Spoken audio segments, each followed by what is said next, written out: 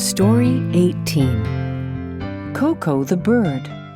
1. Coco the bird lived in a pet store, waiting for someone to buy him.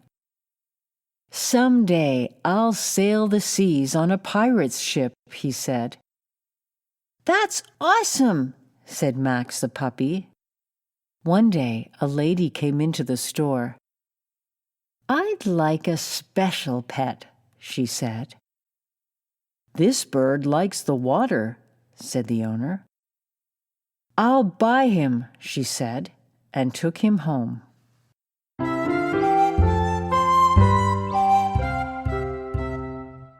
A special pet?